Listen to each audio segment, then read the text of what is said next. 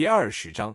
一枚银元值1000亿旅照战端，南京屠杀日本军票，嫁祸中国南京暴行，铁证如山军人霸权，野心狂妄抗战初期，五羊独秀物价飞涨，法币贬值买地漏风，费尽口舌兴建新厦，摇着频传币制动摇，笔数惊人事乱如麻，执笔必贵捣乱毒计，抛售银元时代从此结束，这是本书的结尾。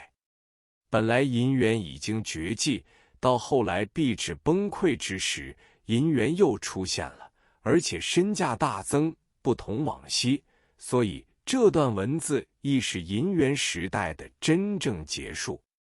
旅照战端，南京屠杀，我写本文是从我本人所身历的情况着笔，关于内地抗战的情况，我是了解的不详细的。本来中日的一场战争，可以说开始于918沈阳失陷，到77卢沟桥事变，华北5省都给日本人侵占了。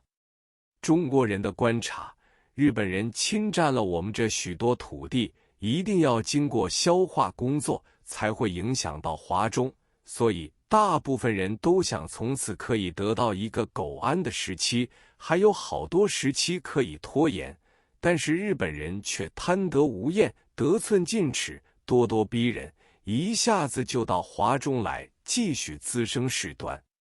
日本人对世界的宣传总是说中国人先发生某项事件，迫得他们不得不采取军事行动，分别地区订立条约。譬如77事变的起因，他们说是日军有一匹军马被中国军队拉了去，于是开始轰炸宛平县，其实是否有军马失踪也无从查考。上海128事件发生，日本人说是三有实业社职工埋葬了他们一个从军和尚。这些事情算它都是真的，也该协商解决，不至于会掀起一场大战。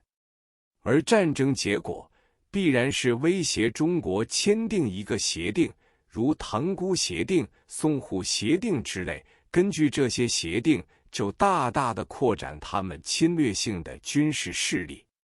日本人对南京方面发出的威胁，当时有一种腾传众口的论调，说是3天可以占据南京，7天可以征服整个中国。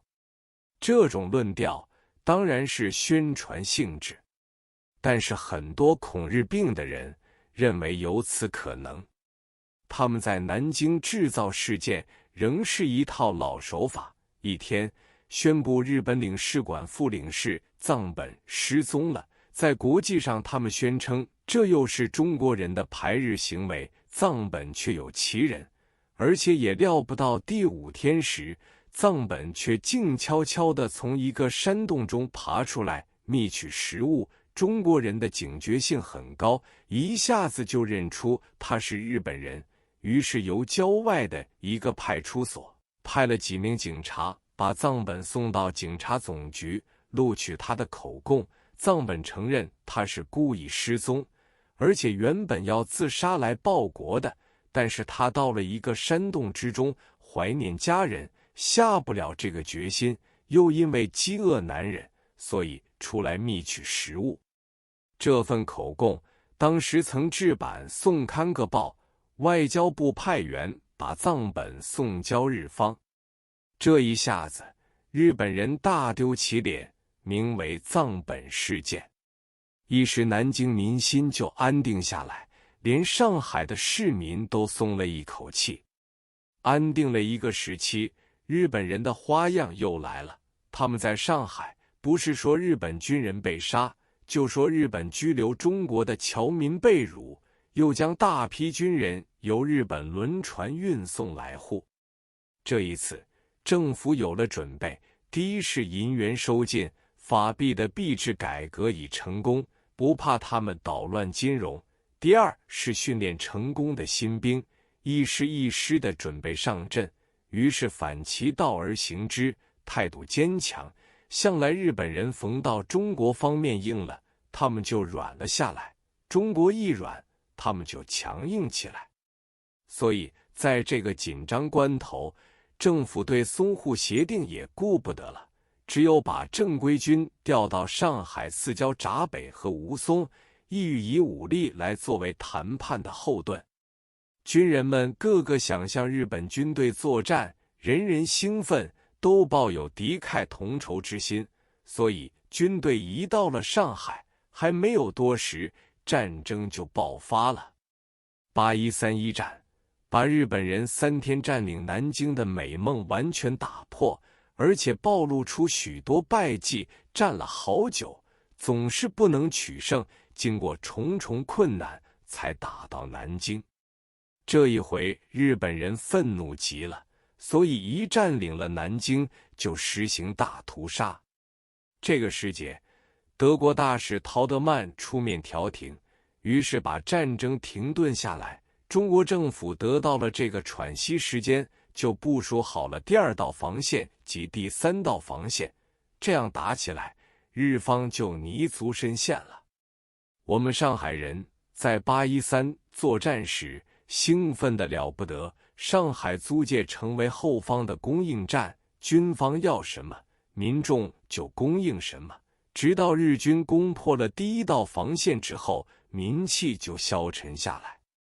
当时日军对英美法3国的态度还是保持着相当的尊重，英法2租界是不来骚扰的。中国方面的抗日人员还可以自由搭乘洋商轮船逃难到香港，有些还可以从香港回上海来做工作。租界上的海关照常办公，关于按时拨交中国银行和交通银行，这些银行也照常办公，市民仍旧使用法币，法币的价值一些也没有变动。向来日本人每占领到一处就发出一种军票，但是军票的使用十分困难，大家不接受。就连为虎作伥的汉奸也不敢把军票拿出来使用，所以日本军方不得不要求各家日本银行把旧时所存储的中国法币拿出来使用。这些情况直维持到太平洋战争爆发之时。日本军票嫁祸中国，日本军队最初的计划占领了一个地方，就使用军票收购当地的食粮和切物资，但是这个计划大体上是失败的，因为军票是日本军部所印行的，与日本本国的日元是不相联系的，显然他们是准备把这种军票嫁祸于中国老百姓头上，将来这笔糊涂账与日本金融界毫无关系。